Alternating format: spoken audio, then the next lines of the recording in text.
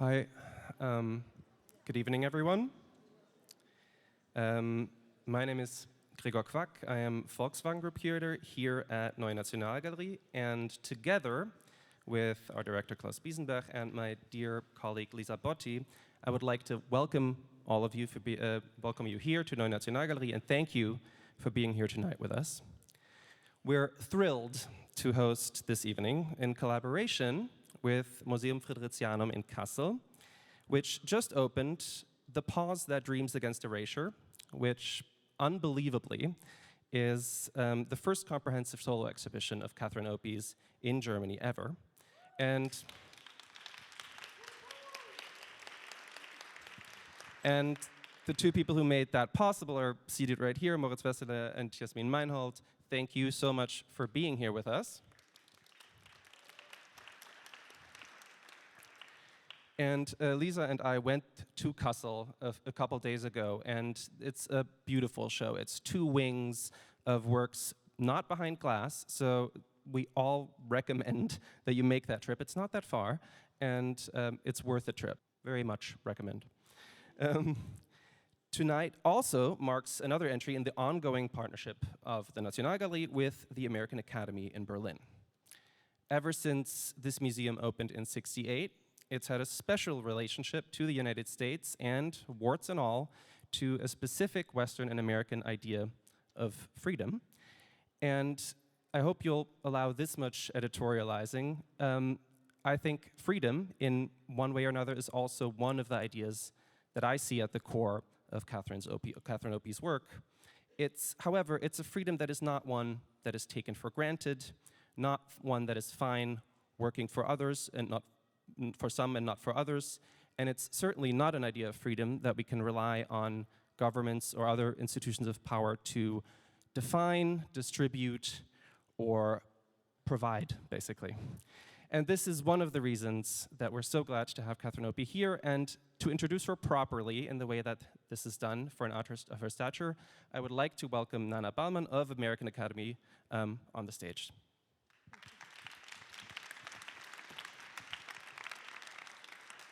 Thank you, Gregor. Also, a very warm welcome from me. My name is Nana Ballmann. I'm the Senior Advisor for the Arts at the American Academy in Berlin. I would also really like to thank Moritz Wesseler and Jasmin Meinhold, as well as Gregor Quack, Lisa Botti, and Klaus Biesenbach, and the whole team at Neue Nationalgalerie for this wonderful cooperation and for organizing tonight's event. We are also thrilled that our three institutions could join forces to bring Cathy to Berlin. Our heartfelt thanks goes especially to Marina Kellen-French and Andrew Gundlach, whose generous, long-standing support has sustained the American Academy in Berlin for decades and has brought us speakers such as Jeff Koons, Olafur Eliasson, Ai Weiwei, Roberta Smith, David Chipperfield, and Kulapat Yantrasast, most recently a friend of Cathy's, I think, as well. Most recently, they supported corporations on the Joan Jonas's iconic Mirror Piece performance here at Neue Nationalgalerie, as well as the exuberant Festival of Future Nows that took place here in late October, early November last year. Tonight's lecture and so many other projects and programs here in Berlin would not be possible without their generous support. And now it's my very great pleasure to introduce Cathy Opie. I try to be very brief because I've seen your PowerPoint and you have a lot to say and a lot to show us. So,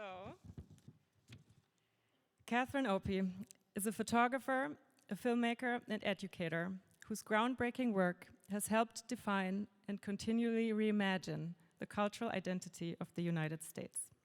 Over more than 3 decades, Opie has built a bold, versatile, and deeply human body of work, exploring how communities form and how identity is performed, protected, and celebrated.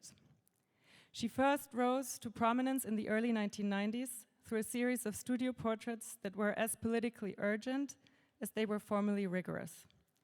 At a time when queer communities were still largely invisible or misrepresented in mainstream culture, her portraits of her friends in the LGBTQ+ community conferred dignity, art historical monumentality, and personal gravitas. Thanks for the lights. From that groundbreaking beginning, Opie has built an expansive body of work that moves between formal portraiture, landscape, and documentary. Her work now encompasses a broad variety of subjects. She has photographed the freeways of Los Angeles, lesbian families, Tea Party gatherings and Obama's inauguration, surfers and football players, the home and personal artifacts of Elizabeth Taylor, Boy Scouts, her friends and companions, mini-malls and the houses of Beverly Hills, swamps and ocean sunsets, Wall Street and her own neighborhood, demonstrations and protests, ice houses and skyways, walls and windows, monuments and the monumental, the Blue Mountains, and much, much more. Her photographic oeuvre is vast and expensive, as you will see. Beyond her photography, she has made films, collages, installations, and artist books. For over 2 decades, she also shaped the next generation of artists as a beloved professor of photography at the University of California, Los Angeles, where she chaired the department until 2024. She has served on the boards of MoCA in LA and the Andy Warhol Foundation for the Visual Arts, helping guide major cultural institutions. She's so deeply embedded in the cultural life of the city that a profile in The New Yorker once dubbed her the mayor of Los Angeles. Her work has been celebrated widely with solo exhibitions at institutions including the Guggenheim Museum in New York, the Los Angeles County Museum of Art, the Royal Academy in London, the Hammer Museum in LA, the Henny Onstad Kunstcenter in Norway, the Museo de Arte de Sao Paulo, the ICA Boston, the Museum of Contemporary Art Chicago, the Walker Art Center in Minneapolis, and MoCA LA, among many others. She has participated in the Whitney and the Istanbul Biennial. Among many honors, she has received the Guggenheim Fellowship, the Aperture Foundation Award, the Smithsonian Archives of American Art Medal, the Women's Caucus for Art President's Award for Lifetime Achievement, and the United States Artist Fellowship. And she's having quite the moment in Europe with her aforementioned show in Kassel and another major retrospective that is going to open in London in early March and that will then later travel on to Scotland. Cathy Opie has helped define what contemporary American photography can be, and now I can't wait to hear her talk about it. Welcome, Cathy Opie.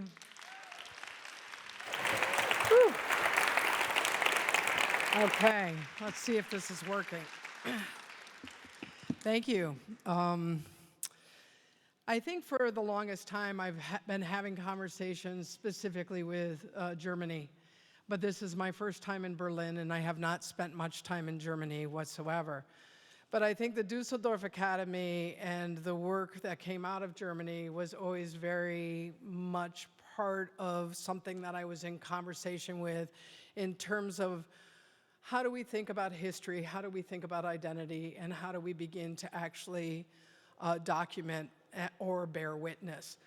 What I've done tonight is I've decided, because I was asked to give a chronological overview of the work. So I am your film tonight. Sit back. You're going to hear lots of stories. You might laugh, you might not laugh. It's going to be a long-form lecture with about over 350 images. Here we go. How does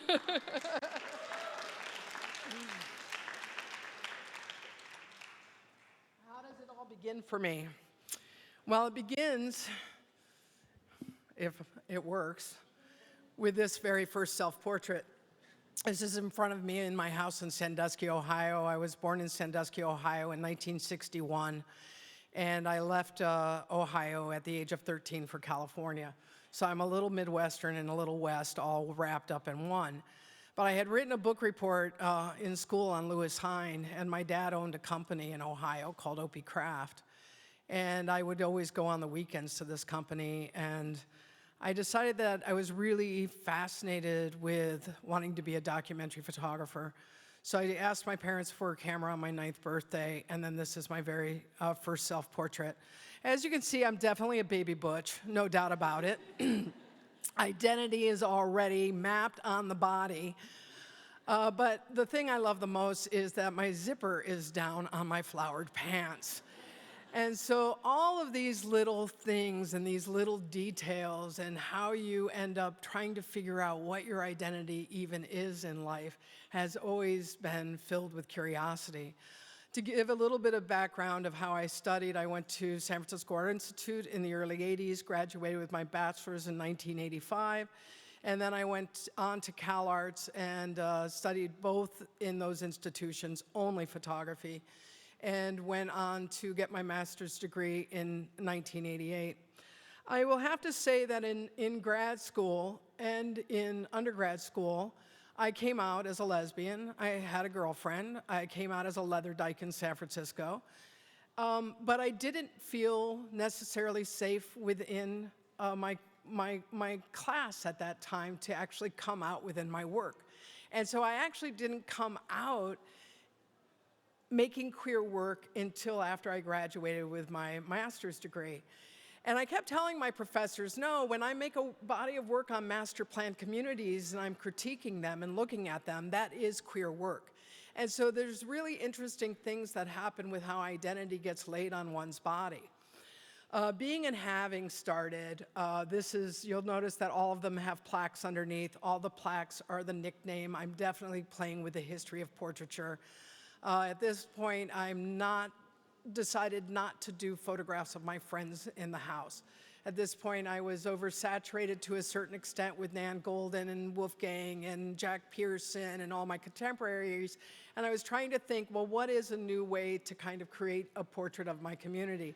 So all my friends and I, we wear fake mustaches and we get on our motorcycles and we go to the Palms in LA and we would try to pick up girls. And it didn't ever happen for me. I think it happened for Pigpen and others.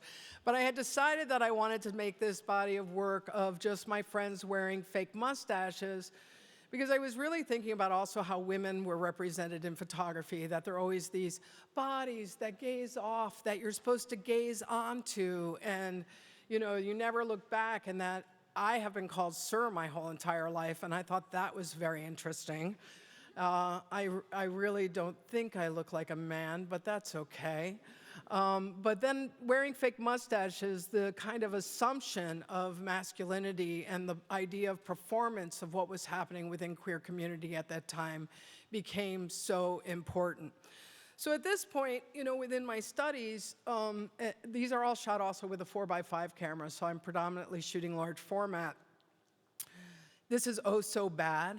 The last one was Pigpen, and if you see the exhibition in Kassel, Pigpen has big roles in that exhibition as well. This is Jay. This is Chief. And the first time I showed them, it was in a Santa Barbara Museum of Art. They put a grid, they did an installation of it. And it was so interesting to me because this one young intern came up to me and said, I think I know some of these guys.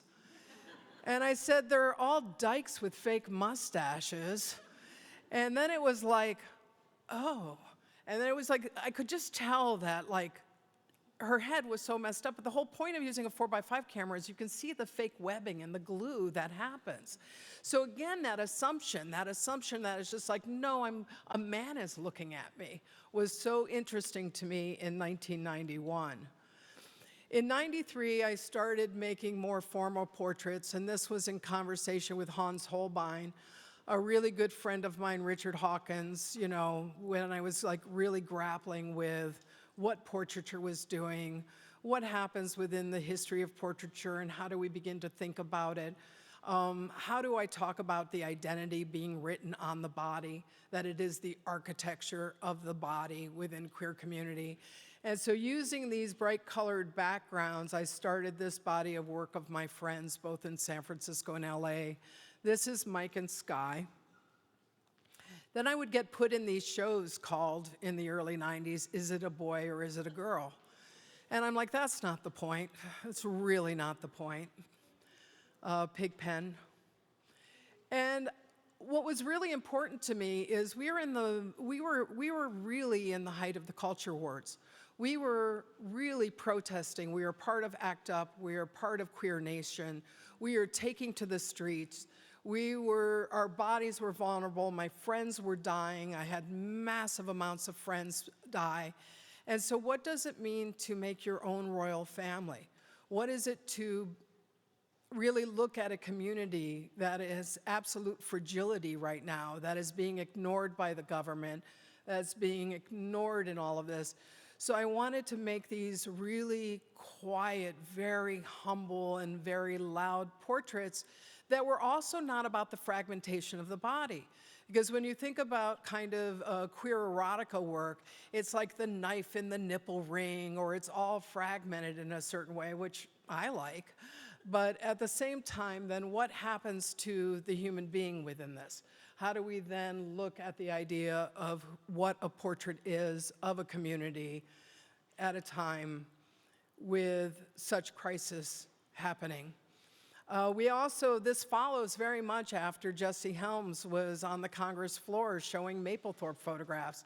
You had to realize that this is the height of the culture wars, and guess what? We're here again, folks. We are here again. Good art comes out of these moments, but I don't want to be in this moment. I'm almost 65 years old, and I was brave enough to do this work very early on, and I had no idea that we would be back again to this place of culture wars. This is Chloe. The last one was Frankie, and Frankie is my hairdresser. I think you can tell he's a hairdresser. When I talk about the architecture on the body, what's really important is that you can see the kind of scarification from a play party. You can see the needles that were placed, around her breasts. You can end up seeing what begins to be identity that is the architecture of the body to a certain extent. This is Angela Hans-Scheil, a great queer filmmaker who I met at the Los Angeles Gay and Lesbian Film Festival at the time before they renamed it to Outfest. This is Daddy Irwin and his boy Mark. I wanted a tenderness. I wanted a quietness. I wanted the photographs for you to be able to stare at them and be with them, and at times they stared back at you, and at times they didn't. And it's very much from being dragged around to a lot of museums as a kid. I mean, Cleveland and Toledo held really important collections for me. My dad was constantly taking me to DC to go through all the Smithsonian. My father also owned the largest political campaign collection in American history, so I grew up with the politics of America being represented within my home. So all the original Lincoln stereotypes, the only representation of FDR in a wheelchair, all of these were the ephemera of my little house you saw me standing in front of making muscles. It wasn't a big home. It was a simple home with my father having an incredible passion of politics. I don't think that politics could be anything but embedded within my work. I didn't know at 9 years old that that would be the total journey of me, but I think I had an idea of what it meant to map things out, how you begin to talk about the times that we're living in, and that photography serves that in some ways really beautifully as a medium. This is Daddy Daryl, James. James started Club Fuck with Miguel. And this was right before Miguel passed away, and you can see it in James's face. Idexa.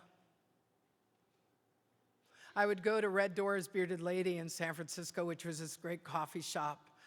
And I would basically call it my office. And I would go up in August, and I would load all my seamless on my station wagon and drive up there, and I'd set up a portrait studio. Someone would give me a bedroom to sleep in with my Australian Shepherd. Another person would give me their studio to photograph in. And I think that that's really important to remember, is that it's not me alone doing this, that it's a collective. It's the notion of what community can do, and that my friends actually trusted me to create representations of them and of our community without me really being a known artist. They just knew that I went to art school, This is Miguel. Miguel weighed about 92 pounds here, and this was the last portrait before he passed away. And that's why I think of it as family portraits as well. Millie Wilson was one of my great teachers at CalArts. She was profoundly influential to me, a really amazing human being who loved being a dandy. One thing that queer culture knows how to do is we know how to dress up. When I made Dyke, it was because my friend Steakhouse, also a filmmaker, tattooed Dyke in 1992 on the back of her neck. And I thought it was one of the bravest things I had ever seen in my life with this old English script. And I wanted to use the fabric backgrounds to, again, voice that kind of idea of what happens when you go through someplace like a National Portrait Gallery and how they hang it and, the way the Getty looks or this kind of opulence. But that my people would never be allowed on those walls, So it was like using that history to make sure that I was also creating a moment for the audience to stop and to think about the history of representation that gets embedded within the work. That if I can embed that language within a photographic language, then do I allow the viewer to sit much longer than, say, if it was Steak at a table in the house with Dyke on the back of her neck, with all of us like hanging out with whips and so forth, our paraphernalia on the walls. It really changes the way that you read something. So it was really important for me to isolate these figures in that way. Then came in 1993, self-portrait cutting on my back. I made this after my first domestic relationship, which lasted 2 years, broke up. And it was a heartbreaking breakup, one of those like ripping through your heart breakups. And I had doodled this for a whole year on a pad, because this is back in the day when you had a phone that was connected to a cord and you sat on the phone talking and then you doodled. I don't think we do that anymore. We're always like this now out in the world. And I decided that I wanted my good friend, the artist Judy Bamber, to do the cutting of the two stick figure girls. I wanted that language of, hey, in kindergarten, what do you draw? What's your family? And it's the simplicity of it. But the fact is that the sun, I have optimism within this. There's a fruit basket over my head. That's fucking funny. And then the sun is coming out of the clouds. Like there's a certain hope of optimism. But blood was something to be feared. People were scared of blood. Blood was death. And so the other thing is, as a woman, blood is something that is completely, is that my hearing aids or is that real? Okay. Sorry about that. I didn't do it. And so the materiality of blood and what it meant at that time was so important too about what we are trying to construct. This was a more intense piece that I made a year later called Pervert in 1995. This is after the March on Washington. And one of the things that happened was all of a sudden the leather community was being disdained by our own community. And so all of a sudden within my own lesbian community, I became a pervert. And that became very interesting to me about how language is used within communities. But also that's what everybody else was saying to me too. Well, if you're a leather dyke, then you're a pervert. And I think that one of the things that's beautiful about the leather community, it's the most loving, consensual community I have ever been a part of in my entire life. It is completely misunderstood, and the perverts are out there right now in the Epstein files. And so this relationship, again, of how language is attached to us, the idea of what we go through in being, seen or not seen, or how we're represented, is I decided to be Henry VIII. I was going to have my Holbein moment, and I was going to be the king.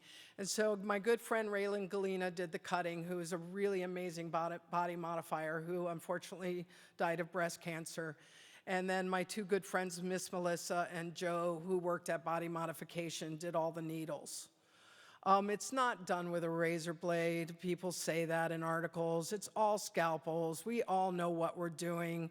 We've done a lot of things, and because I was doing this privately at play parties in the dungeon within community, I had decided that if I was taking portraits of my friends, I should make even more intense self-portraits of myself, because I was asking for my friends to be so vulnerable with me that I needed to be as vulnerable with them. These 30 by 60 inch prints are more performative. This is Beau. Beau is an alter ego that you saw in a persona that I had. Beau had a really bad job, and this is probably not going to be understood in Germany, but I think that some people here will laugh maybe. So Beau's job, like Beau was a little fucked up as a persona, right? But his job was he sold used aluminum siding. He didn't sell new aluminum siding. He only sold the used stuff that came down of houses. So that kind of tells you a little bit about his character. And then we have Mitch. We have Justin Bond, who, if you ever get to New York to go to Joe's Pub, please see Justin, one of the, Vivian now. Vivian is one of the greatest performers of all time, cabaret. We've got Ron Athey, who I performed with for numerous years, very much a part of that community and that club community.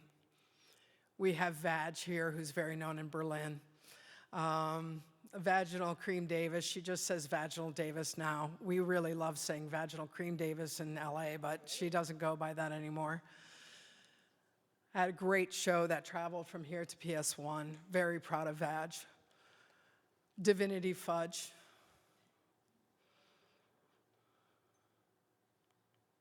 Hans as a dirty old man. So I was making all these portraits, and I was the lab tech at UC Irvine. So as a lab tech at UC Irvine, it's a 5-day-a-week job. So you go from 9 in the morning till 6, and it's quite a drive. It took 5 freeways to get there, but I wasn't going to go live back down in Orange County. There was no way that this person was. I was living in an amazing apartment building of all lesbians in Koreatown, and we called it Casa de Estrogen. And there was no way that I was going to go live in Beige, Irvine. But meanwhile, I started having all these assumptions about me as a photographer. People were really blown away by Pervert. The first place that Pervert ever showed was the Whitney Biennial in 1995. It had never been exhibited before that. I wasn't ready for what people were going to attach on me as a human being. It really surprised me, people's assumptions. They would interview me and they'd be like, "You're so nice." And I was thinking, wow, yeah. So I started thinking, going back to my earlier work of what I did in grad school as well as what I did in San Francisco, and I was really thinking about, again, the architecture of identity. And so the freeways for me were this moment of really talking about not only like how intense it was to do that kind of commute every day, 5 days a week, and choose not to live in that community, but also that these, once earthquakes happen, once civilization changes. I'm reading Kim Stanley Robinson at this point, and how cars are going to self-drive. He's like, he wrote that book in 1982, and now all in LA, all I see is these robot cars everywhere. So he was right. And I wanted to talk about, just in the same way of the architecture of the body, that these freeways and shooting with a panorama camera and shooting them empty, they almost just became artifacts in themselves. Also, freeways are quite political in Los Angeles. They are what divided communities. The 10 freeway cut off made South Central. So how these roadways are used, I just wanted these very quiet moments. Nothing of my work is digitally produced. I wait.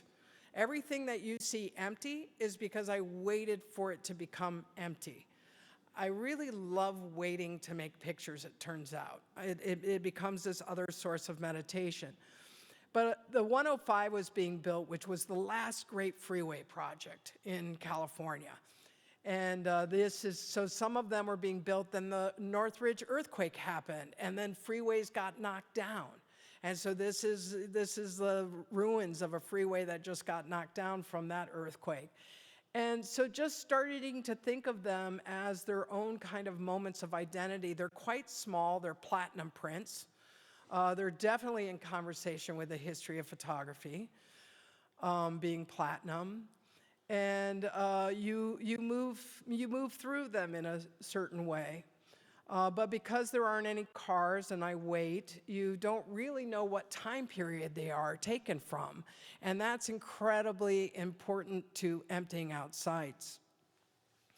So that was a panorama camera that was made by Fuji, and it was a G617, and it's a 6 centimeter by 17 centimeter negative. And even though that's a lovely panorama negative, it wasn't a good enough panorama for me. So I had Keith Canham, one of the great camera makers in Arizona, from aeronautical engineering. He designed a 7 by 17 inch banquet camera for me. So I went back to banquet cameras, and I decided that I wanted to do the specificity of Los Angeles through the mini mall. Because wherever you go in LA, and it's often where you take a curator who's come over from New York and you're taking them over to your favorite sushi restaurant, and it's in a mini mall, and they're kind of looking at you like, why am I at this mini mall? But the mini mall, in the same way of the markings of my friends in terms of tattooing and identity on the body, it became the identity of Los Angeles through immigrant communities. So you understood that, you know, without the kind of Starbucks or Noah Bagel or the thing, that what was being in here were these amazing little moments that showed a true history of what America was as a melting pot, so to speak. So this, you know, so I traversed all through Los Angeles, from South Central to Chinatown to Little Armenia to every single little outpost where you find the best food you could ever imagine. And again, on Sunday mornings, I had all these rules. I would be like, okay, no cars, great. And then I would go past the same mini mall like 3 Sundays in a row, and there'd always be one white car in the parking lot. And I'm like, okay, I guess I'll be okay with one car, you know? So the other thing in making work is like learning how to break your own rules. But these prints are fairly large. I was gonna do platinum prints with these, but fortunately, I have one of the last Heidelberger negative scanners in and so these are all drum scanned, and then I was able to output them on iris. Iris printing was the technique of this time period that was being done. And you know, you can kind of understand where you are through these structures of what community you've exited and entered in Los Angeles. In the same way that if I'm cruising down the street in 1985 on Valencia Street on my way to Osento's bathhouse, then I can go like, oh yeah, you know, you do that nod. And so there's these nods that happen all throughout our you know, in terms of identity, and I just got really interested in that for a long time. After the mini malls ended up being a longer body of series called American Cities, where I started to think about the specificity of identity of place through that. But then I got an 8 by 10 camera, and I started making these weird Beverly Hills home house pictures. And you know, at this point I'm being collected, and I'm being invited up from Koreatown, from my little 1-bedroom apartment in Casa de Estrogen, into these homes where they're collectors, and I didn't really know what to do in these homes, and it was so interesting to me. And then I got really into what happened architecturally with the mismatch of architecture that happened within these facades, and also what is a facade in a certain way. And I also love that they look like bad LA Times real estate photographs, but they're done with an 8 by 10 camera. So there's a lot of little play on ideas of what these houses were, but this is Villa Leon, and you know, mansard roofs with, it's just stylish. They're just crazy. They're just very interesting, bizarre houses that I got obsessed with. And the other thing for me, I think about home, is you have to remember that with the stick figure girls, like I cut a home on my back. I'm trying to figure out what home is for me. Where do I have a home? Do I find a home? Will I ever have a partner that I have a home with? And so the idea of the exterior and not knowing what was happening in the interior was also a really interesting thing that keeps going back and forth within my work. I'm really interested in what is the iconic, what is cliche within image making, how to reposture it. These are not only houses, they're also landscapes, but they're also portraits. And so how do we begin to think about how we define these different genres within the medium of photography? You know, security signs in front of them. At one point I had this old beat up car that I was doing all the photographs with, and then I got hit by a Dewey pest control truck and my car got totaled, and I bought a brand new minivan, and because it had to carry all my equipment. And I used to be followed all around through Beverly Hills by security guard, and then as soon as I was in the brand new minivan, nobody ever followed me again. But these houses are just, you know, really kind of amazing and fabulous, and unfortunately most of them are getting knocked down. So there's a really important neighborhood where an enormous amount of these houses were built in Truesdale Estate, and all of these, they've considered these small houses, and they've built these mega mansions, everything. So that's the other part of photography for me, is that history is constantly changing, and if I don't capture these different moments and create this collective of these bodies of work, we also miss what's happening. Now, to go from the outside of these houses, I go to the inside with domestic. Domestic is very much a body of work that is very photographic in my mind. I am playing with the history of contemporary photography within this body of work, probably more so than in any other body of work. Peter Galassi did a pretty big show at MoMA called Pleasure and Terror and Domestic Comfort. It was Gregory Crutzen, Sally Mann, Tina Barney, you know, everybody's slinging 8-10 cameras at this point in time. Like, we all think that we're really good photographers because we can shoot large format. And I started first in the early 90s, before I made the houses, actually, photographing Millie and Catherine, Connie and Alice, and all these people that had been together for like 12 years that I kind of have put on the domestic pedestal, going like, will I ever achieve that? You know, and I was like honoring them by doing their portrait. Every time I did it, months later, they broke up. So friends started calling it the kiss of death. They're like, Kathy, no, don't have your picture taken by Catherine Opie. It's going to be the end of your relationship. Don't do it. And so I kind of sat there and thought, like, oh, well, what is this body of work about for me? And at that point, I was really thinking about Tina Barney a lot and Gregory and what they were creating. And so I bought an RV, and I decided to travel for 3.5 months around America. That had to be the American landscape with the lesbian domesticity, that it couldn't just be placed in San Francisco or LA in the communities that I knew, that I had to go out and find those lesbians and households. And so I did. I spent 3.5 months. This is in New York City with Mel, Kat, and Sadie Rain. This is in New Jersey with Joanne, Betsy, and Olivia. And you can see that I'm also playing with allegory. You can see that I'm trying a little bit of Baroque lighting here, but I really suck at it still. It's not as good. I got better as I went along, but I was screwing in things into lamps, and I was trying to lighten this way to make it look like an old history painting a bit, because I still wanted that conversation, even though I was trying to have a conversation with photography. This is Tammy Ray and Kaya in North Carolina. This is Harry, Tanya, Chloe, and Flipper in San Francisco. It was really important for me that domestic, which the body of work is titled, did not just have kind of the idea of what the nuclear family was. It also had to show the collectivity of what households were, of how we built family in that way. Clara and Christopher in Oklahoma. And yeah, the very large barbecue, very large satellite dishes in Oklahoma in the 90s. We have Lake and Melissa in North Carolina. We have Miggy and Eileen.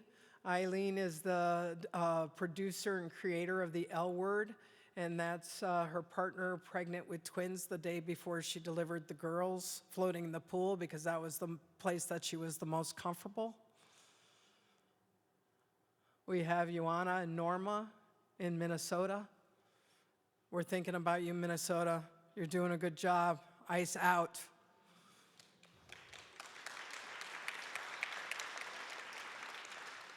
And then with it came a series of still lives. And again, I think I'm thinking of what the still life did in art history, right? And you know, when you think about how perfectly the grapes are made and the dead hair laying across the table and all of this idea of what's represented in history. And so this is a lesbian washer and dryer. And I remember lecturing in the South in the 90s, and I said, this is a lesbian washer and dryer, you know, in it. It's like, you know, and people laugh usually. And then literally a Q&A period, somebody raised their hand, bless their soul, and said, excuse me, that was a British accent. I don't know where I got that one from.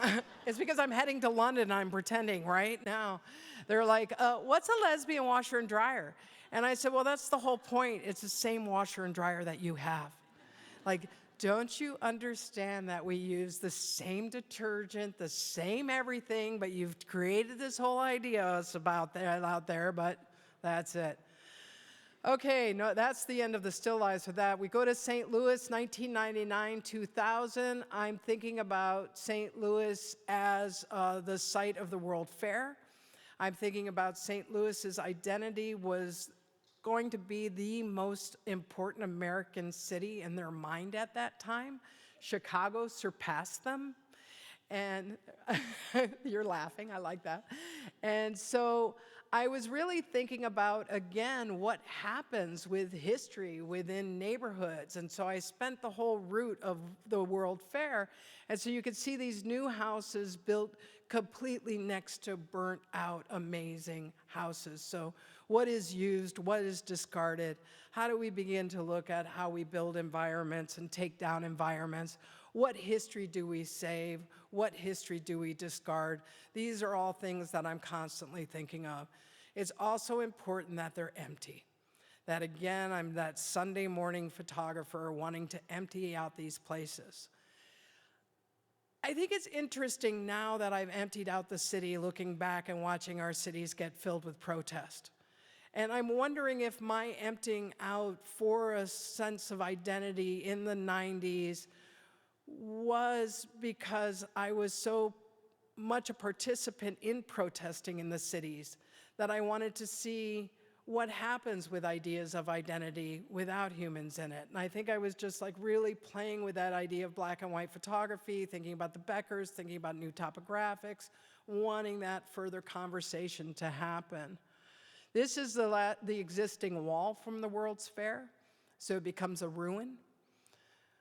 What happens with these moments that are ruins? How do we look at our ruins? Berlin has really looked at that, obviously, with your own walls. Wall Street, it was in 2001, and I was very much thinking about Bernice Abbott, but I was thinking about New York always being photographed in relationship to its verticality. And so when you take a panoramic camera and you try to actually make a panoramic landscape of New York and how that kind of flattens out that verticality, it became really interesting. But then again, history happens. 3 weeks afterwards, these buildings are gone. This is the bottom of the World Trade Center. 2 planes go into it while I'm making this body of work. And again, you might think that these kind of photographs in my mind are because of my love of the history of photography. And I think, well, 100 years from now, people will look back at that and say, oh, look at how it looked then. But then now, it's disappeared.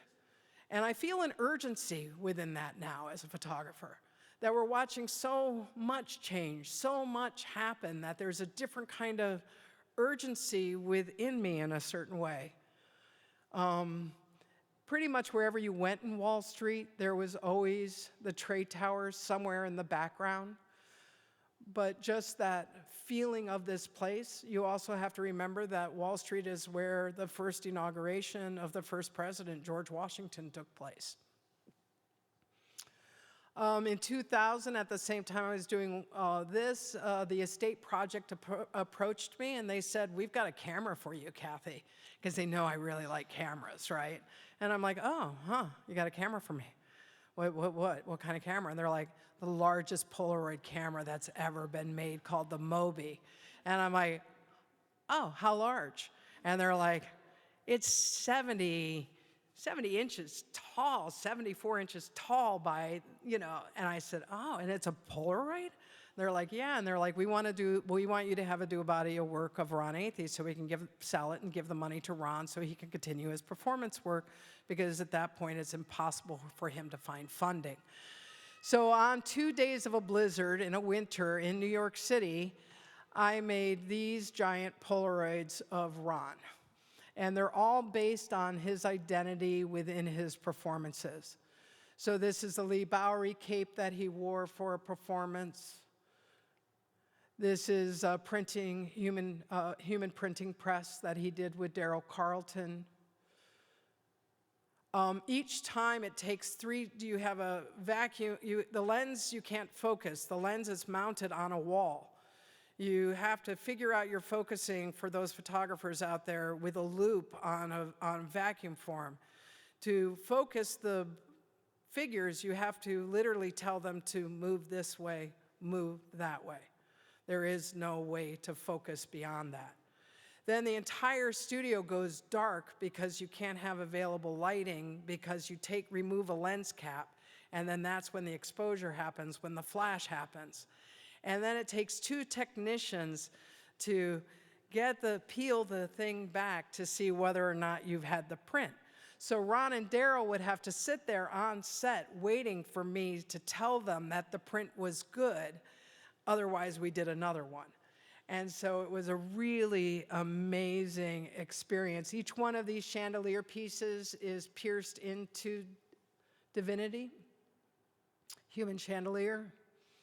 This is my personal nod, not Ron's. So anybody of you know art history, you know that this is my Mapplethorpe whip moment. So Mapplethorpe's self-portrait with a whip, I had Ron with the pearls.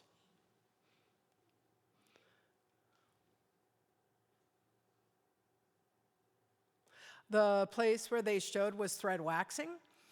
At the same time, the Brooklyn Art Museum is getting protests for Chris O'Feely's work, and that museum show is trying to be shut down, and nobody says a thing about this up there.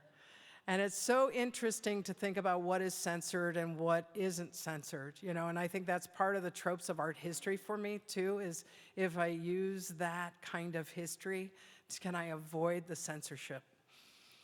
1999, I take a road trip with my girlfriend, at that point, Daphne Fitzpatrick, and we're gonna drive from New York to California to spend New Year's Eve in California when 2000 comes. And I decided I wanted to make a very Americana body of work, because apparently we were gonna lose all our information. Y2K, which I called the quaint fear. Remember, everything was gonna go away, all our checking accounts, it was all gone, zero, come midnight. And so I just started thinking about a history of photography, especially the FSA, thinking about Dorothea Lange and Walker Evans and kind of what that history meant within photography, and looking at language within the landscape. So it starts out with pure, like what is pure? I found out actually somebody wrote me later it was an oil company. Had no idea at the time. I was just like, pure? Are you kidding me? That's in the landscape, that word? Fantastic. You have, you know, what is not iconic.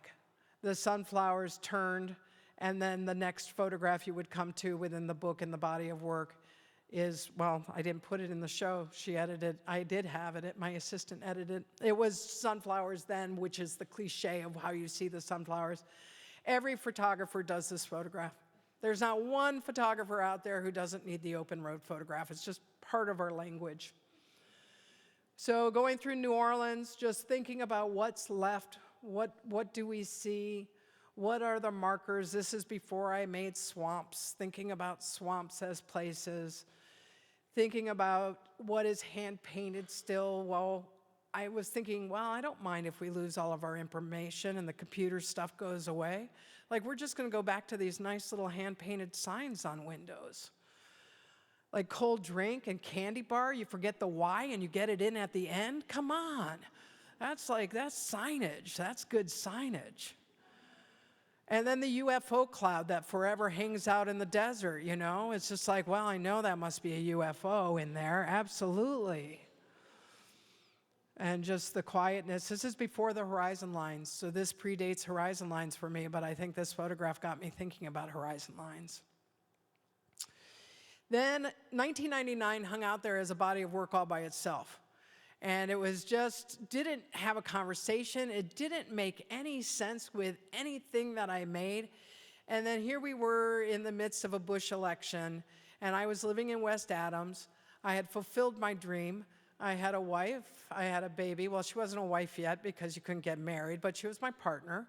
And I had a baby, and her daughter was living with us, and we had this very open-ended home in West Adams that was just like, we built studios behind the house.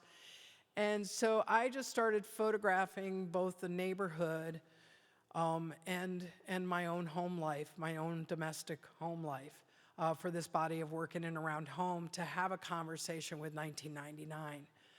This is titled Abandoned TV. This is when Juan Pablo passed away. Now, with this body of work, I was really thinking about what's happening in photography and what is happening with manipulation and the idea of what photography means in terms of truth and how frickin' tricky that is, because what is truth? And so I decided to take Polaroids with an SX70 off the television because the Polaroid is an unmanipulated image, but the news is a manipulated medium. So how do I begin to create a discourse around that materially? So these are all, this was just brought up in the news the other day. This is Terry Schiavo, because guess who was one of the main people of Terry Schiavo is Bondi. It goes back to Pam Bondi in Florida. Was one of the big crusaders of keeping Terry Schiavo alive. She was on life support, and some people wanted her to stay on indefinitely, and some people wanted her off. And then, so it's like you have Terry Schiavo and then the Pope. So I was always cutting the news reporters off in half. This is called Talking to the Bush. She edited it. Next was supposed to be a Polaroid thing of George Bush that was titled Debate. This is why you don't have your assistant go back. And I had 500 slides for you guys tonight, and I got worried, so we edited it out. This is a blonde news reporter and a brunette news reporter. And they're reporting in front of a house in which there was 32 registered sex offenders living in this house, and so there was a neighborhood protest around it. Oh, that's supposed to follow the Bush. So this is Debate. So it's supposed to be Talking to the Bush, Debate. And so this is Bush in a debate. This is the protesters. And then I paired that with the USC tailgate party. In West Adams, it has one of the wealthiest universities in our country, kind of Ivy League of California, like Harvard, Yale. But it's placed in a South Central. And so the combination of what the elite university is to the neighborhood, and that's partly why I wanted to make this body of work in and around home, is a very interesting place that you're situated in. This is me on the last day of Nika. Nika was my dog of 16 years who traveled with me and did everything, and this is the day before we said goodbye to Nika. That's why I look so sad. And then this is Julie and her dog, Myra. And this is Oliver in a tutu. His favorite activity was doing laundry. I always had my camera, ready to go, and there he was in his little tutu and tiara, stuffing the laundry again, saying, "Mom, can we do laundry?" Martin Luther King march, prayed, not march, prayed. The neighborhood pupusaria, self-portrait voting booth. This was a neighbor whose son got shot, and this is the memorial to him. My neighborhood at this point, within 9 years of living there were 7 homicides on my street. Then it ends with a rainbow. It actually, again, the sequence is off. It's supposed to be an LAPD helicopter, and then you get the rainbow kite, because you always end on optimism. So ice houses in 2001, again, Minnesota, we're thinking about you. I don't know if people ice fish, or you guys know about ice fishing, but I grew up in ice fishing houses on Lake Erie too. Is where we drag these little houses out into the lake, and we drill a hole in the lake, and we sit in them, and we fish. And we often do it with, I know, it's weird. You can laugh. We do it with our grandfathers. We do it with different people. But Minnesota ice fishes like there's no other community. It's the state of all the lakes. And so I became really interested in the idea of these being a temporary community. That the people who can own their houses all, are these large houses on these beautiful lakes. But anybody can drag a little ice fishing house out onto the lake. It's like anybody can own that and have a moment on the lake. And I love that kind of idea that it's a temporary community. So if you get pissed off at your neighbor because he stole your fish or whatever, you can just put your ice house onto the back of your truck and drag it to the next location, and you're not stuck with that neighbor anymore. And I love the temporality of that and ideas of community. Now, these are installed in Castle, and the important thing when you see the installation of them is I shot these all with an 8-10 camera again, but the horizon line is always in the middle. And the horizon line is a really important thing because I'm making vertical landscapes that then become fractured. And does identity in some ways, and the idea of specificity of identity, even in temporal kind of ways, is that a fractured kind of position as well? So I'm trying to use the ideas of the form to have this longer philosophical conversation about how we live. And I was the only one hoping for a blizzard. I also wanted to have a little conversation with Ryman. I really like abstract painting. I'm really interested in abstraction as a political site as well. And so they just go more and more into a blizzard. And I made these while I was teaching at Yale and living in New York. And Helen Molesworth did a show a number of years ago at the ICA in Boston, and she named it Empty and Full.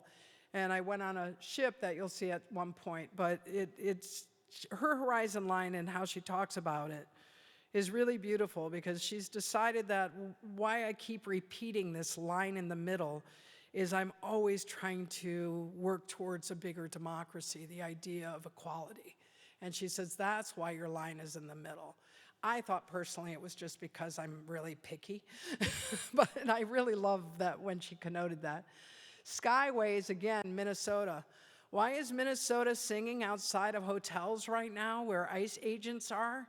It's because they know how to protect one another and the collectivity of what community means. They have built the longest system of skyways from building to building, so you never have to go outside in the winter and the harsh cold. You can get from one building to the next by just walking through this skyway, and it creates a different idea of connection, just like freeways do in some ways. And so then I started making, the skyway images at the same time I was making the ice houses, but this is what I went to Minnesota to do, and then all of a sudden, the 8x10 camera had to come, and I needed to do ice houses as well. And that was an exhibition I did at the Walker.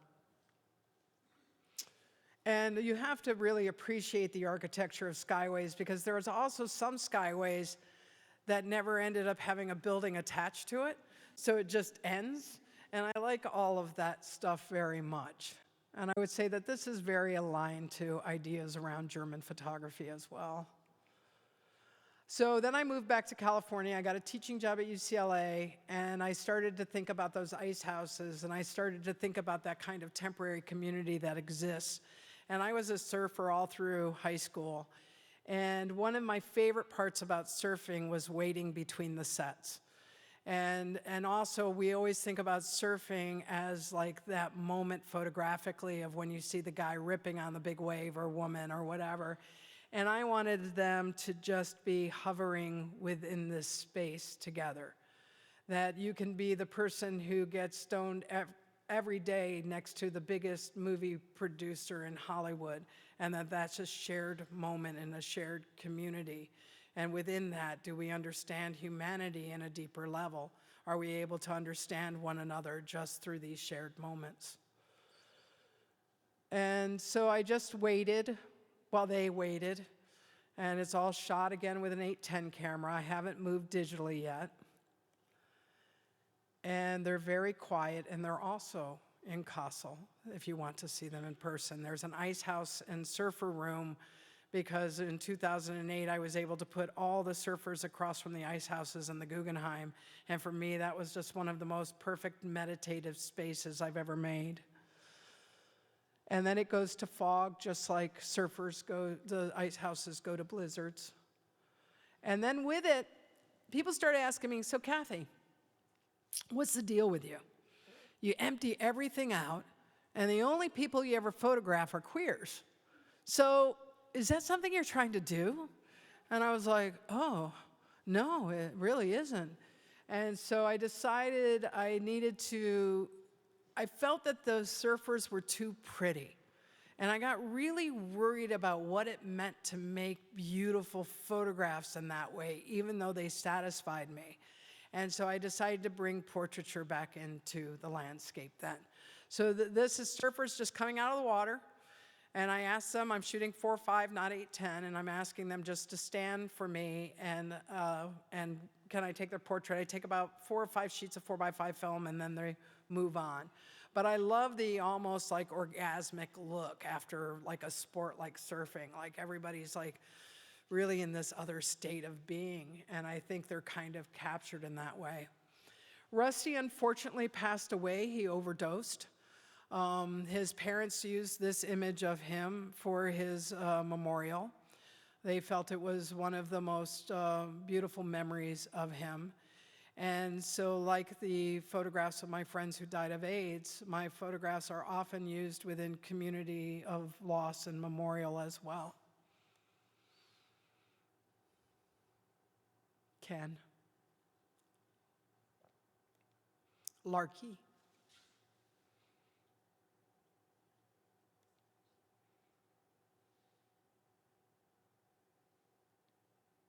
This is an installation shot of the surfers across from the ice houses in the Guggenheim. Children's portraits. We've got a grown-up child here. That's her sister, B. Why did I make children's portraits? I was really pissed off at children portraits. That's why. Seriously. Like there was this one woman photographer who was doing these portraits where she was giving kids lollipops and then taking them away and wanted them all emotional and crying, and I felt like that was such forced emotion, and I didn't get it. And I didn't understand why kids couldn't just be kids, and that they come as their own selves and their own everything. Or if they're taken to a portrait studio for their parents, they're always forced into these false smiles and this pretend of what it is. And so I had a child, and I had done self-portrait nursing, and I really wanted to take photographs of my friends' kids. So all my friends who had kids at the time would bring their kid over to my studio at the house in West Adams, and we would just make portraits.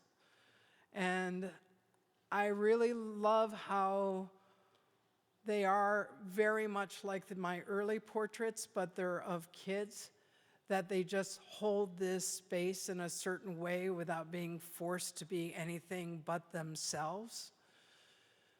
That there's an awkwardness and beauty to them. a certain kind of self-possession that isn't about performing, being a child. What we make, our ideas of children are really weird, I find sometimes too.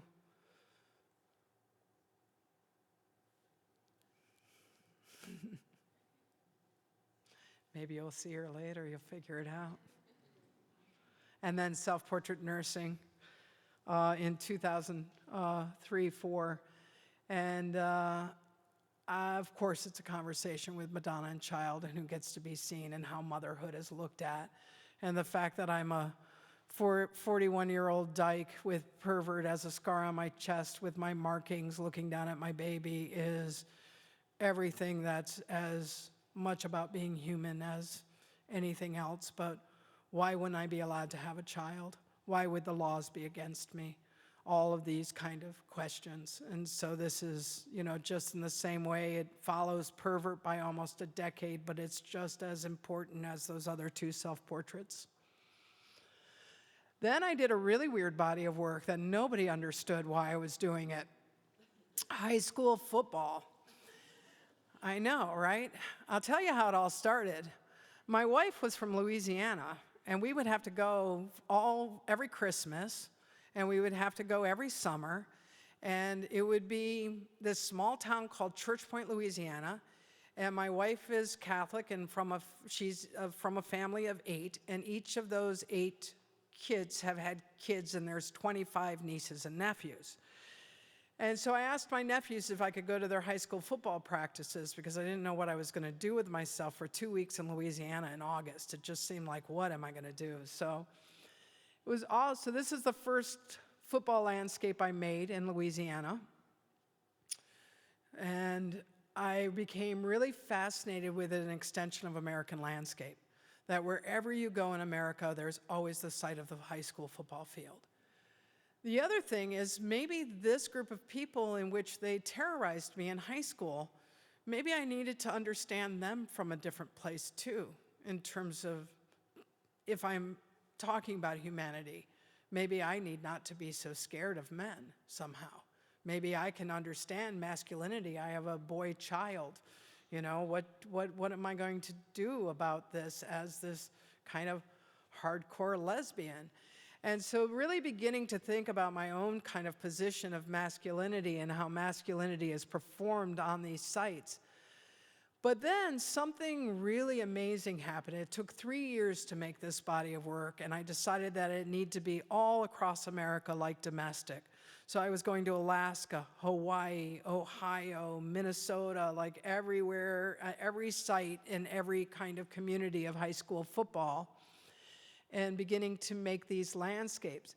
They're also completely opposite of sports photography.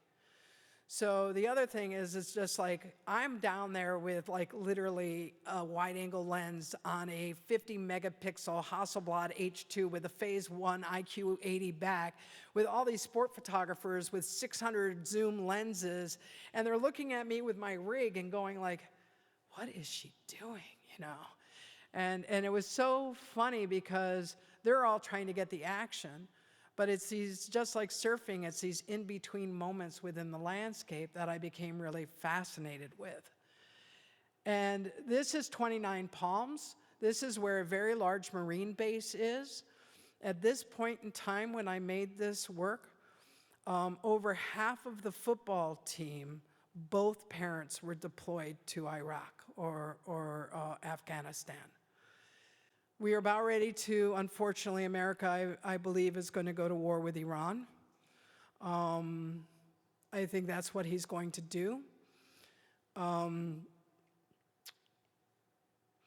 didn't understand the vulnerability of these high school football players until I understood that they were going to go to war as young men because they were built to be warriors, and that they were as vulnerable, potentially, as my friends who were dying of AIDS. And that deeper humanity and the way that I reached into it and understood what it was changed the way that I talked about photography.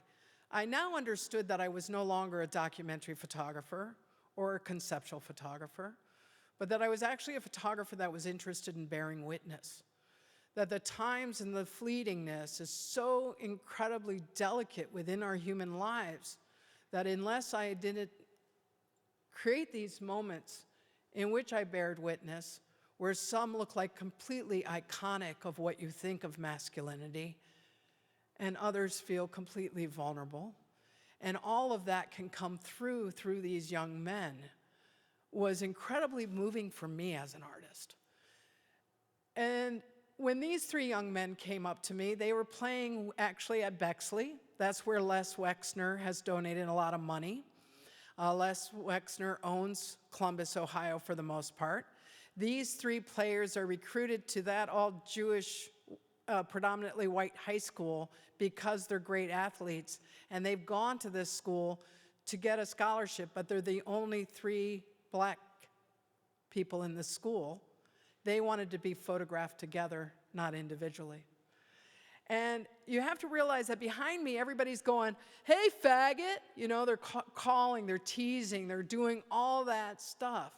But within that moment, I hold them, we're quiet, and we create a shared moment.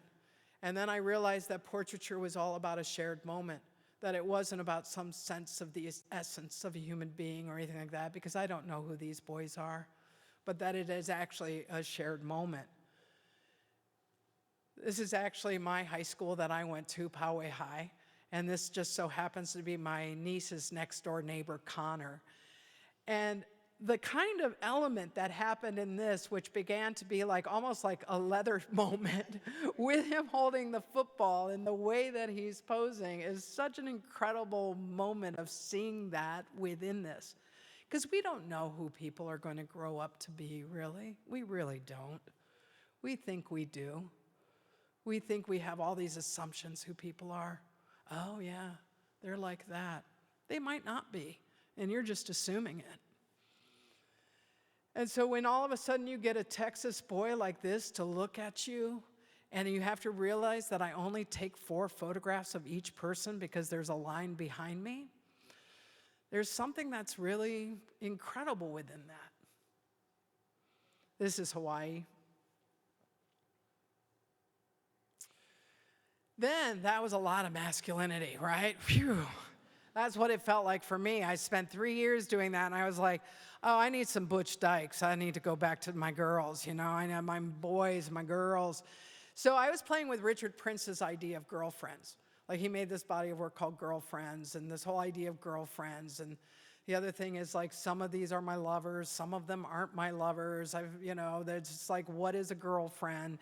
And so I decided to do a body of work called Girlfriends that just, again, dealt with butch identity to a certain aspect. So we have Danielle, Diana Nyad. This is taken after her 3rd attempt to swim from Cuba to Florida. She's one of my best friends, and I swim with her all the time, and she's fucking crazy badass lady. Jessie actually started the children's portrait. This was taken in 1992 before I made any of the children's portraits, but I remembered Jessie because Jessie is the niece of my best friend Bonnie, who trained Diana for the swim. And so this was like an amazing moment because this is her grown up, and if you look at her children's portrait, which I didn't show in the slideshow, it's on the same green background, and it just does this thing. Katie. I wanted it to be inside and outside. I didn't want to only use the site of the studio, Eileen. I wanted the idea that we've come out in a certain way, or that we are in the world, that we're placed in the landscape, in the same way that I did with Domestic to a certain extent. Idexa.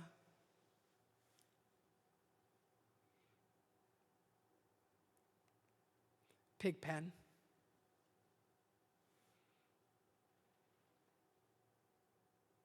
Julie. I have this gorgeous house at the foot of the Sequoia National Forest in a little town called Three Rivers. And I have a river that runs through it. And this is my river, and this is my place of peace.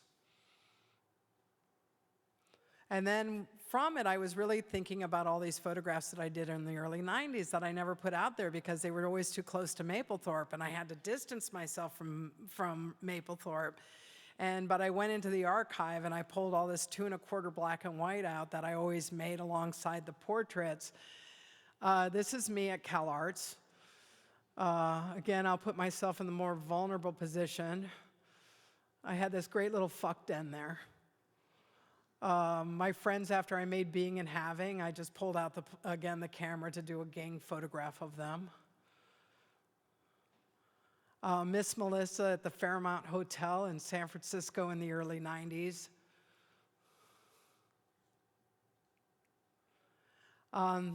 That was short, there are more of those, but now we're really switching. How are we doing on time? We're great, fantastic. Inauguration. So I went to do the Obama's inauguration because it was one of the greatest moments in American history. And I wasn't not going to be there to bear witness. And so I had different people kind of get me access, but I wanted to do 3 days. So the book inauguration is 3 days, the day before, the day of, the day after. And it's just what begins to happen with history. And so these young kids flip that around. So you've got George Washington, and then this whole school group flip the mask. And the way that DC has been taken over now after this moment is something for all of us to really sit and think about quite intensely, because what happened and who came to that inauguration and the importance of that inauguration of making images like this, creating that kind of history. Cold, cold day, everybody out, filling it, feeling that America history was really changed forever.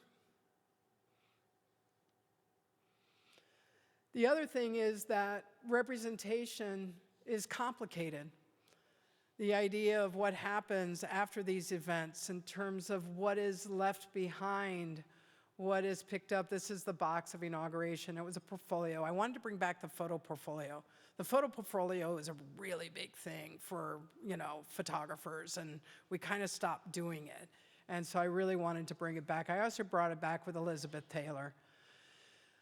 Why Elizabeth Taylor? No, I don't really do celebrity, it's true. We had the same accountant. And my accountant kept saying, don't you want to do anything with Elizabeth Taylor? And I kept saying, well, Derek, I don't really do celebrity. And he kept saying, but don't you want to do anything with Elizabeth Taylor? And I said, well, and I was thinking about inauguration. And I was thinking about Eggleston, because Eggleston did an amazing body of work when Jimmy Carter got inaugurated, but it was him traveling all through the South and showing the banal Southern landscape upon Carter's inauguration. And then Eggleston also did Graceland, of where Elvis was. And so Elizabeth was still living, and I said, yeah, if I can have complete access to Elizabeth's house and make a portrait of her through her belongings, that's what I would like to do. And so Elizabeth granted me permission. And I spent 6 months in her house, 3 months while she was living and 3 months after she passed, because the entire household didn't want to let me go. I became their transitional object of Elizabeth. They felt like I needed to capture everything. And so it was a very amazing body of work that ended up in a portfolio, because one of the things is that Elizabeth Taylor is one of the most iconic people in the world, but can you make a different portrait? Can you make a more humane portrait just through the home, is what I was asking. No, this is all real. I didn't stage this. Elizabeth was actually trying to figure out what color shoes she was going to wear out to an event this night. And then Fang the cat, I love this cat. I actually asked for the cat when Elizabeth passed, and I didn't get the cat. But Fang and I hung out a lot together. And when Fang jumped up for these shoes, it was just such a Chanel moment. I mean, it's before I did any that much fashion either. Now I do a little bit of fashion, which is really weird because I think this is better. This is Elizabeth getting together, she would go into her jewelry closet and she would hang all this jewelry to figure out what she was going to wear for the night. And so it's just really a portrait of her through her belongings. Her bedside table, this image is the one that I had to fight for the most. So this is the only time I've ever done a body of work where I had a legal document to sign that I wouldn't talk about what I was doing. And the whole thing was Elizabeth was going to have to approve all the photographs before I released any of them. So she passed, so it went to her trustees. So her trustees came over to the studio, and I had the whole body of work in the studio laid out for them to approve. And they were like, not this one, Kathy. And I'm like, are you kidding me? Like, this is literally one of the most important images to me. They're like, not with a remote control manual in it. And I'm like, no, but don't you understand? Look at how dog-eared it is. Look at how much she handled it. None of us know how to use our remote controls. Our remote controls are hell for us. This is human. We have to remember what it is to be human. And then her clothes, which are from the greatest designers all over the world, hang democratically just how they hung in the closet. So instead of saying this is by this person or this is by that designer or that designer, they just hung in this very democratic way for the closets. And then here's a drawer full of all of her different things because she was also an activist. She wasn't just an actress. Why Elizabeth Taylor became important wasn't that she was just iconic. She was the first person in America to make Ronald Reagan say the word AIDS. The very first one, she forced it out of him on public stage. It was really important what Elizabeth Taylor did. She started the Elizabeth Taylor Foundation. She created a lot of money being fed in for research. And so for me, Elizabeth was also part of that journey for me. This is a real dog. That is her dog. It's not a statue. She had a ton of little statues everywhere, too, of the dog, but that's a real dog. And her jewelry closet was insane. I love this because this is one of the most valuable diamonds in the world, Krupp diamond. But look at the case. It's got hot glue underneath the label. That's not even the case for that. All the cases are torn and labeled, and again, they're touched. They're not just these precious objects put away.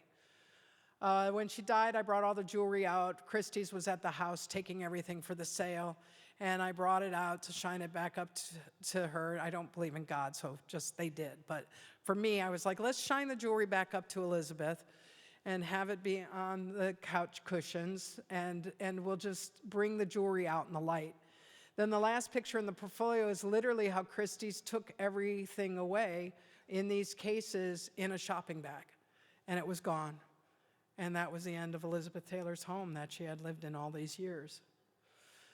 Portraits, landscapes. This is Oliver and Mrs. Nibbles. I went to London and I saw two really important shows that made me think about what I wanted to do next. One was Da Vinci and one was Richter. The Richter show at the Tate, in which he was putting abstraction with some of the portraits, kind of blew my mind. Da Vinci, just because, I mean. And so I decided that I wanted to make a series of portraits of my friends, my son, my artists, again, using my community. And I wanted to use a black background, and I wanted to light it in this way. This is the artist Lawrence Weiner. Because I wanted it to be, I wanted the portraits to be more allegorical, and I wanted them to feel less documentary. I wanted to use history painting in them, and that idea of what light is. But I hate photographers who dress people up of that period. It doesn't make any sense to me. It's not that period. We can use this stylistically without like having to say that it's from that time period. This is Jillian. And so I just proceeded in London, in LA. I'm gonna do New York in October, just beginning to collect these images on black, which was like, felt like a subconscious space for me. And then I was also questioning nature photography and the idea that people now would going to national parks, they'd get out of their car, they'd take a picture of the Grand Canyon, they'd get in their car, they thought they experienced it, and they would drive off. And so I thought by just simply racking the lens of the camera, I could have a conversation with what was going on within abstract photography at this time. but that also, could I hold my dear friend Frank, who just passed away? Very, very dear friend of mine. Met him when I was 28, and we would go sailing together, Frank Geary. This is my niece with her son, Owen, and she's pregnant. So I felt like making a little bit more allegorical. Matthew. And so the abstract landscapes, you stand before them because you imagine them as trying to figure out what the space is. Where if I told you this was Niagara Falls and it was a clear picture of Niagara Falls, you would reject it immediately. But that's another question, is how can I hold people to the photograph? At a time of Instagram and photography so rapidly using, and everybody's carrying a camera, what am I going to do with it to have people actually be held to an image? So these were a lot of the questions that I was asking David and Isaac.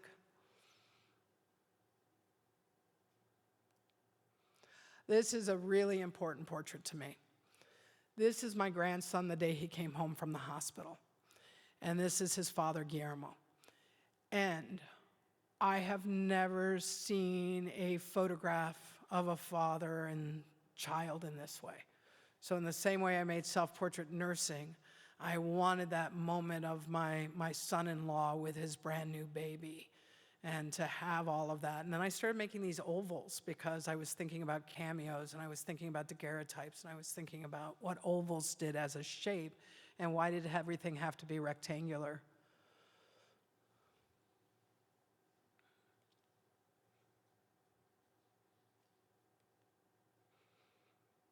Pigpen and Julie. Betty. Duro and Thelma.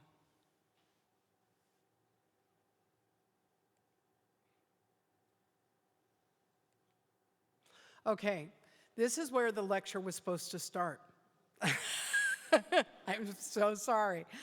This is what I was going to do, but they said they wanted a big overview. So this is what I'm trying to do now that's really interesting to me, is before I looked at architecture, and I took photographs of the architecture, I took photographs of the people, I took photographs of the landscapes. I was doing all of this in these different ways, but they weren't necessarily being combined in these bodies of work. And so The Modernist is the first one in 2017, and the film is being shown again in Kassel. And this is the theater that I had the architect Michael Maltzin make in the middle of the gallery in Los Angeles, so that you walked into this theater, which was like a case study house, to see the film of Pigpen burning down all the modernist houses of LA. And so then the verticals around it are really about portraiture, and then the film inside is, of course, scaled. It was a conversation with the artist Chris Marker La Jetée, and I wanted, it's over 800 images of black and white stills that make up this film. But when La Jetée was made, Chris Marker made it in 1962, and I was born in 1961, and the great fear then was nuclear war, and it's this kind of almost sci-fi dreamscape love story about that and about loss.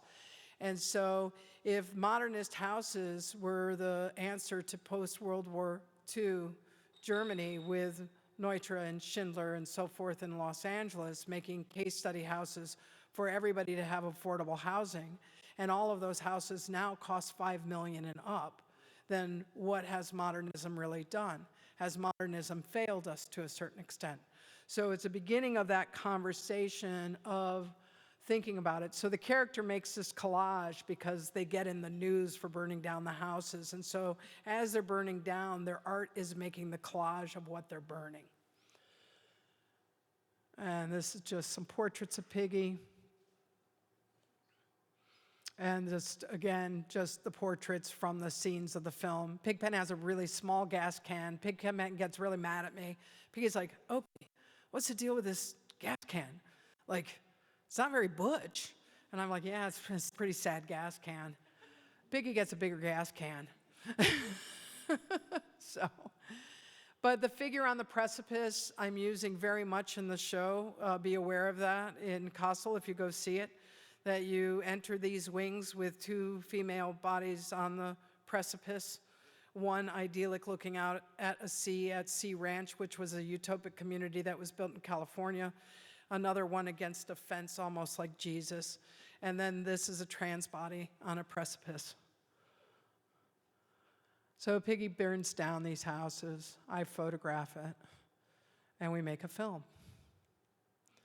After that, I was really thinking about the language of the Trump administration because I made the modernist during the election.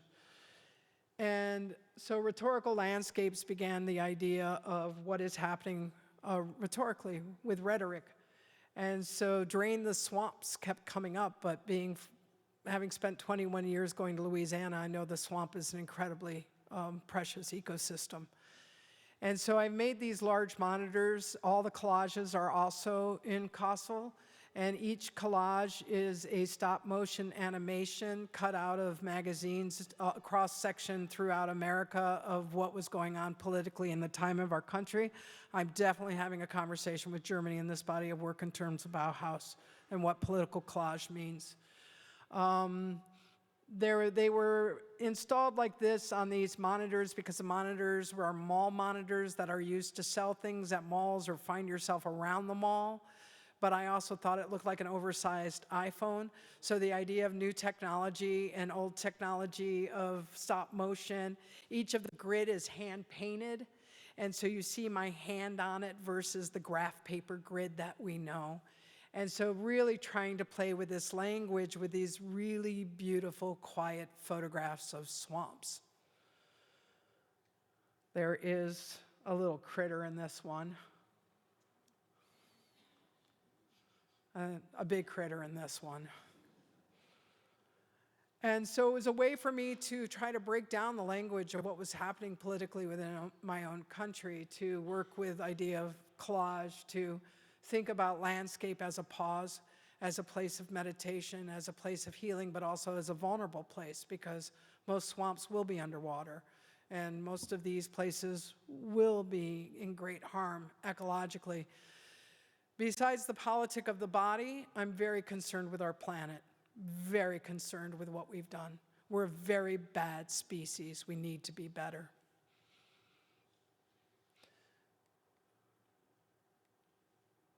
Here's one of the collages. I don't know if it'll play. Let me see if it'll play on click there. I'm going to go only show you one because we're going to be running out of time, and I know this is Berlin and people ask questions here.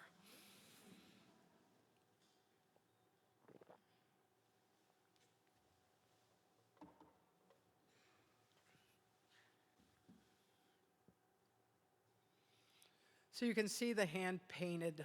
Each grid has a different way that I treat it, and that's really important to what the meaning is. The NRA, the guns, the Rifle Association in America really kept sending me membership cards, like, wow, she really likes gun magazines, you know. I don't like guns. I've had them held to me. I know what it's like to be afraid of a gun. I'll never be a gun owner. I have a new character right now called the Lesbian Cowboy, but she doesn't have a gun. She's got a wooden rubber band gun. It's very nice. It's carved out a bear head on the end.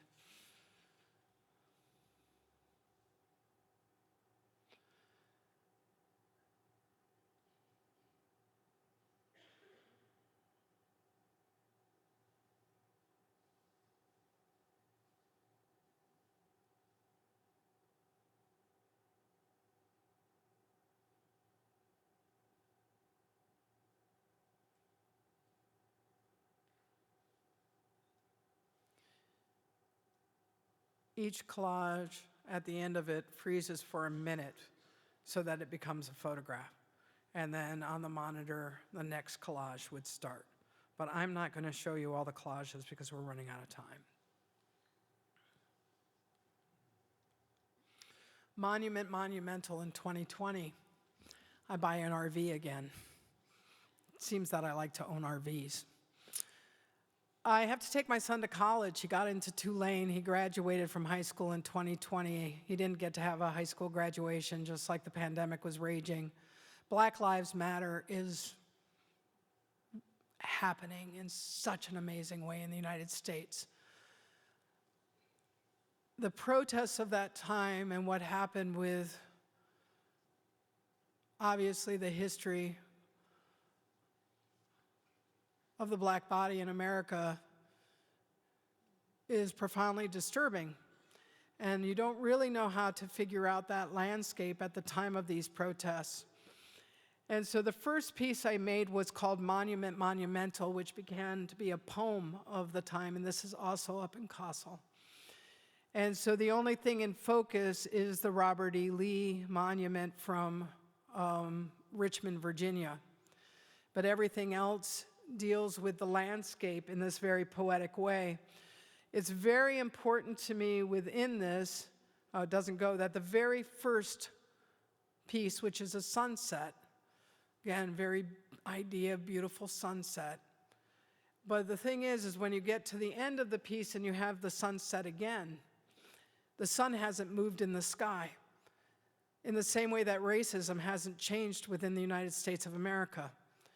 So it's a very important moment that the only position that has changed is the position of the camera.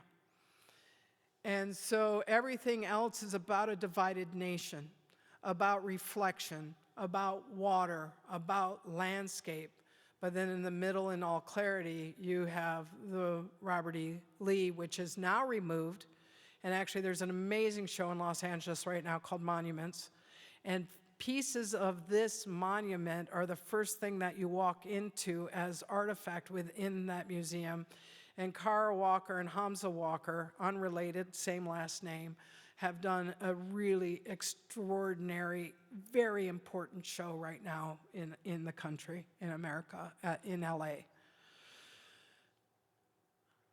These are the individual images. So two falls, split.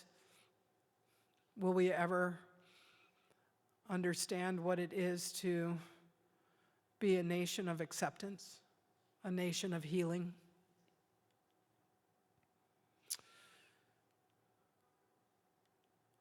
So then, I started editing all of the photographs I did on the RV trip, and I spent about 2 months in the RV this time. And it all started with the top photograph of me going to the Black Lives Matter protest, BLM protest in LA and protesting. And then below it is a map. Now, I thought that these were all going to be single images, like an inauguration and other things. And then when I began to edit the body of work, I realized that a single image can't hold the moment in a time, that if I'm looking at ideas of dialogue, that the diptych needed to be that moment of dialogue, but also within the diptych, there's, again, a horizon line that is placed in ideas of democracy in terms of its form. And so I basically started pairing all these things that were also personal, like what does it mean metaphorically for roots to be shown? How did I understand about slavery as a child in America when I was brought up to not allowed to have black friends, literally, and where my great-grandfather was a member of the Klan, where one side of my family were abolitionists, the other side of my family were slave owners, and my family goes back to 1690 in America.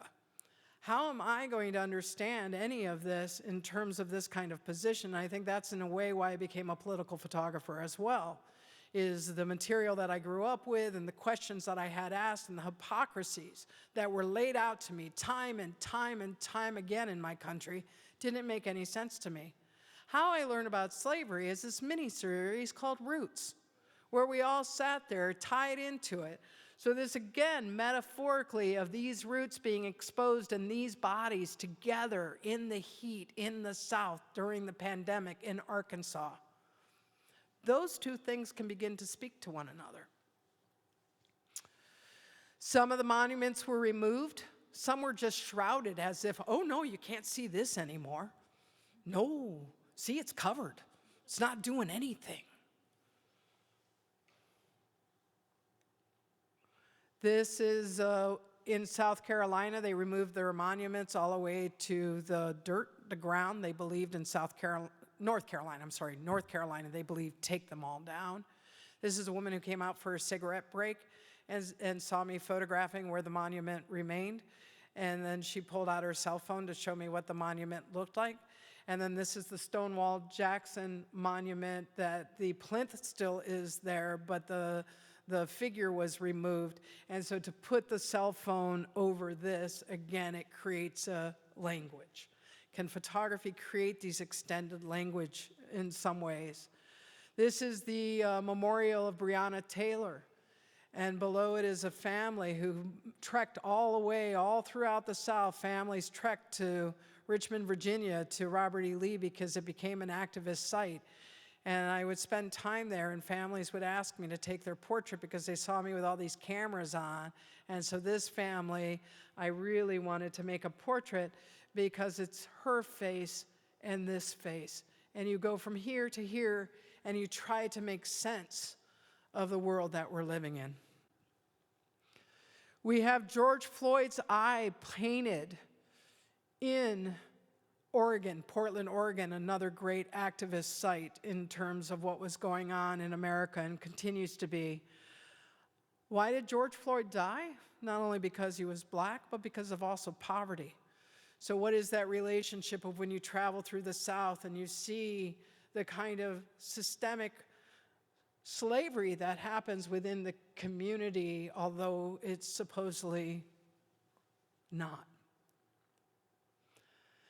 Then we have weird things like front page newspapers still counting the votes with Biden, with Trump and Biden, and what's going to happen. And then you go to a party where people serve you goldfish wearing medical gloves because it's a pandemic. So this is a beginning where things don't make sense to me. So again, we have this idea of the ocean split, but then in Texas, we have the Confederate flag still hanging in an RV. We have the most amazing site in Montgomery, Alabama, in which you start out in this incredible place where all of these metal plinths hold the names of each county of who was lynched there. And slowly, as you walk through the architecture, it begins to hang over your head. And then I've paired that with a monument that still exists in New Orleans, and it is then spray painted, commissioned by Klansmen. We have Lincoln's boyhood home showing the shackles broken. And then we have the ass of Robert E. Lee. Again, the sun never sets because this little private home has this little teeny mound of a Confederate monument that's utterly important to them, and they mow it and they preserve it and they take care of it.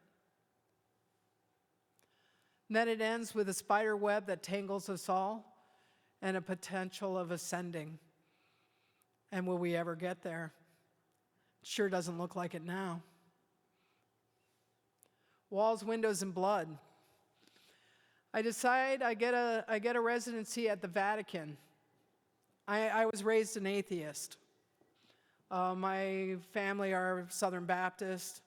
My father's side, my mother's side, Episcopalian. My father chose to raise us as atheists.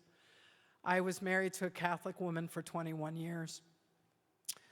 So I decided to use the architecture of the Vatican to begin to critique the secrecies of the Catholic Church and the Vatican, especially around harm of other people. So walls, windows, and blood begin to create this structure of only looking at the Vatican to talk about the architecture of repression. And so the walls begin to not hang, they stand on plinths because they're their own monuments to a certain extent. This is a photograph of Pope Francis in the window on Sunday, which is, this piece is titled No Apology. This piece will be in the London show. And No Apology stands for in the window that day, because I would always go back and read whatever he said because they would transcribe it in English. And this was the first time he mentioned, without an apology, of the indigenous children that were killed, murdered by the Catholic Church through forced separation from community and families. So he stood in that little window on that power, that architecture of power, and he did not apologize. He later did an apology tour. That's the photograph. So can we, through architecture, like I was doing with American cities and these other bodies of work, can I start embedding these other things within it that are more metaphorical, that are more symbolic of the times that we're living in, is much of what I'm asking. Why are the walls there with all the cameras? And the walls are also a place for popes who've done bad things to hide and die inside the walls. There where cardinals go, and they're hidden for sexually abusing boys.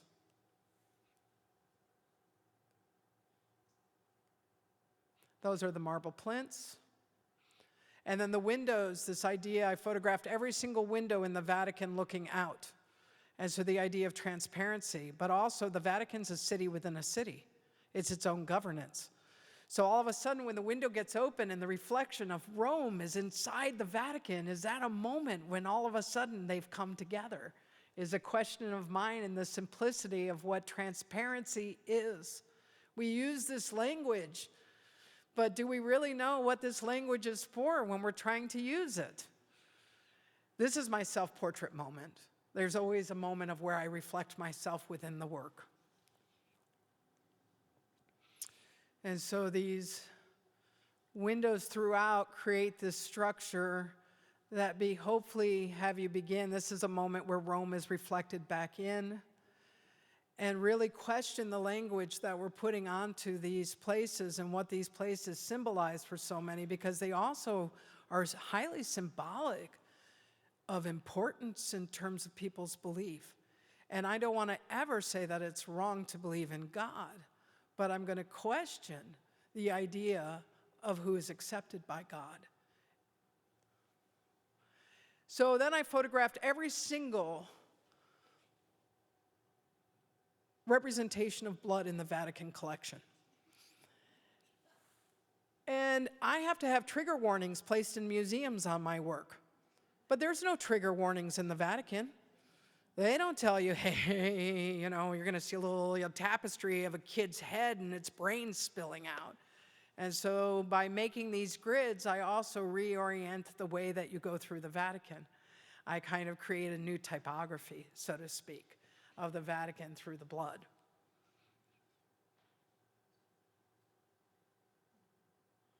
None of these are cropped. They are all specifically shot with cameras. I do not crop my images either. I'm like really weird. Like I'm a little bit of a weird purist around photography, and I don't even know why. It's just the way that I am. If I can't get it in the camera, then I can't get it.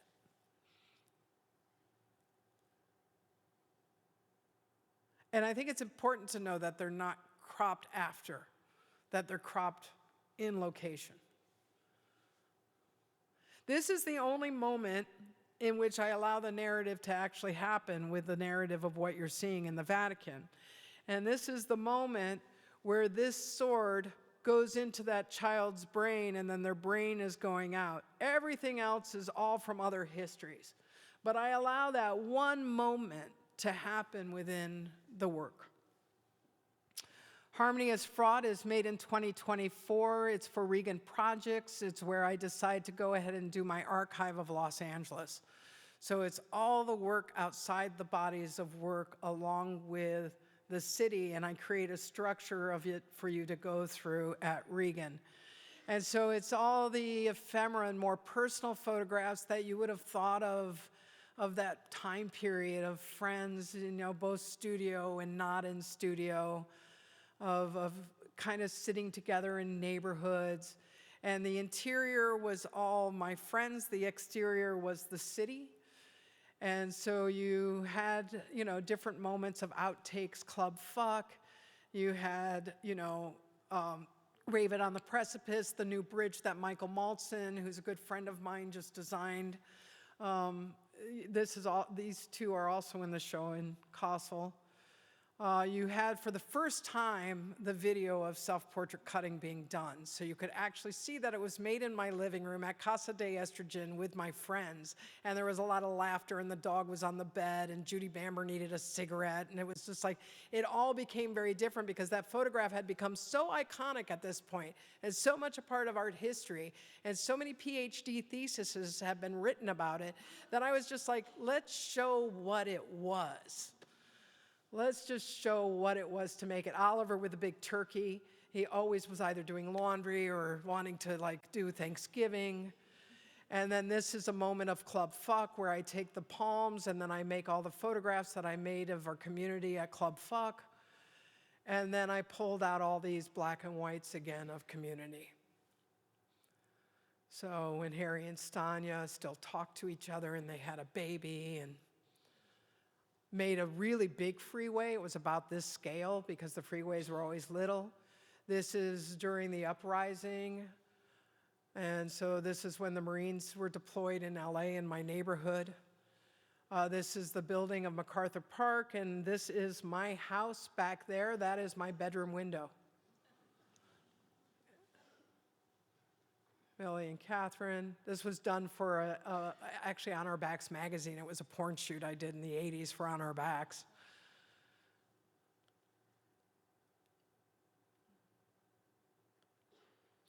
This is also in the exhibition in Kassel. This is a protest against a fraternity house for the rapes that took place. Judy Bamber, Pam. That's who broke up with me while I did the cutting. Ellie, Lindsay. Contact sheet from self-portrait cutting so you could see that it took a few tries. Oliver with the turkey. Oh, this is a self-portrait medicine cabinet. I kind of love it. I've always had a mustache, but Beau's mustache up above, but then the Jolene cream bleach so that I could try to look maybe like I didn't have a mustache was something my mom kept asking me to do at that period of time. She's like, I don't like your mustache. I'm like, it's okay, I'll bleach it. And then the Palms, the only 7-day-a-week lesbian bar in LA. There is no longer any 7-day-a-week lesbian bar in LA. Club Fuck. Mountains Don't Know Their Names is the next exhibition in Trondheim. And it opens with a room that's based on cliches. I have ideas of how we think about landscape and what it should look like. This is definitely a Munch sky. If you don't know, if you look at Munch's paintings, you'll understand why his skies look this way. And so it's just a body of work of Norway. The mountain images are quite large. You also will see them. There's the portraits of these mountains in the show in Kassel as well. And it just explores the idea that a mountain is also, in my mind, like a sentient being, that we name them, we load all this stuff on them, we take their minerals, we conquer them, we try to climb them, we try to own them, and they're some of the most important sources of water for us, for our species. And when California burns, it's because we didn't have any snow in the mountains that year. And so I just really wanted to do this road trip, but also think about the color blue, what this blue meant in the winter. None of them are filtered. This is all real light that I spent a long time trying to get. And I wanted to have that Derek Jarman moment with blue, Picasso blue, the idea of mourning, what our earth is going through. And then I made what is called vernacular, which I've never done before, but because I usually only am like Catherine Opie, American photographer, that it was titled to me, I decided, what is the Norwegian vernacular? And so I made these like really beautiful little prints that just deal with the idea of what a Norwegian vernacular would be.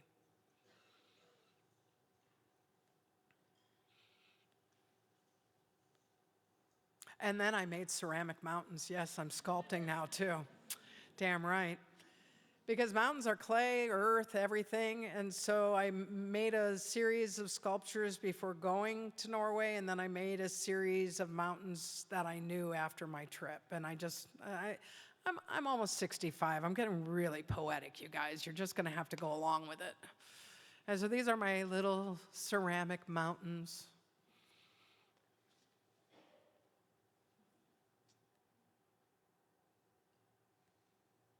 And then they go on these blue plinths. And then I'm going to leave you with this. This is my exhibition that I had in Sao Paulo, in which they took all of their old masters and paired them with my work. It was curated by Guilherme and Adriano. Adriano's theme for MASPI that year was queer. And this is the first time the Lino Bobardi plinths were ever taken from upstairs to downstairs, and it's the first time that they ever allowed a contemporary artist to hang with their collection. And I'll leave it on that. Thank you so much for coming.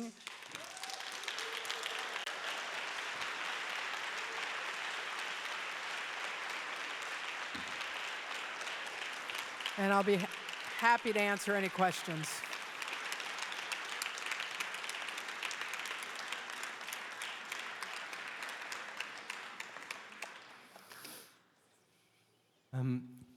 We do have time for a very few I'm sorry. questions. I told you, they wanted me to do a long lecture.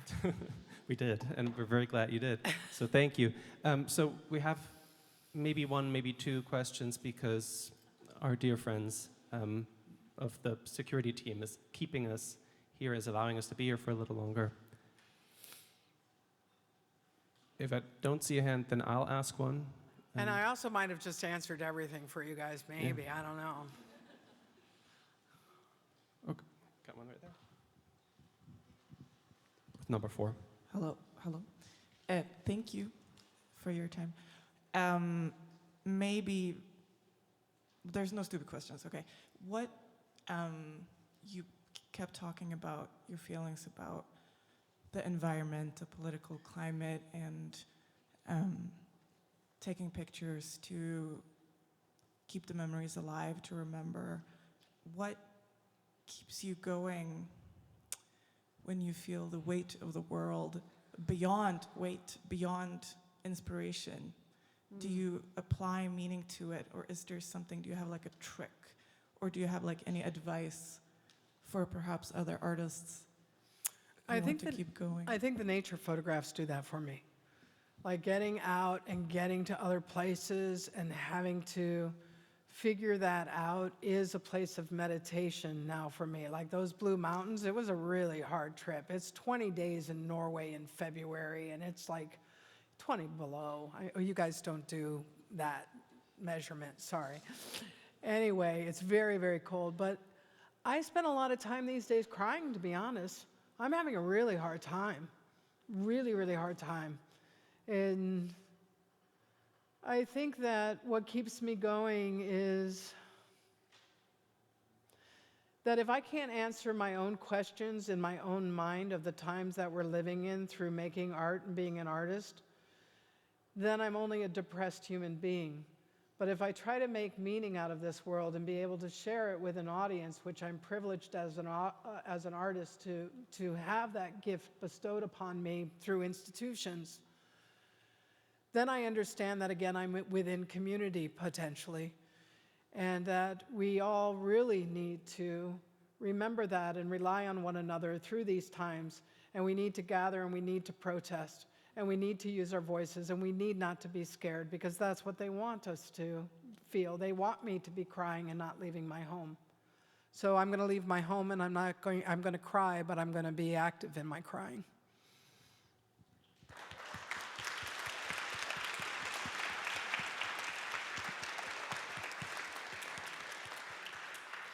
And I think, if you'll allow me, I think we couldn't have asked for a better Ending point? ending point than that. And with the knowledge that we can stay a little bit here, we can maybe talk, you can talk about what we just heard between yourselves. Maybe you'll answer a question not on the microphone.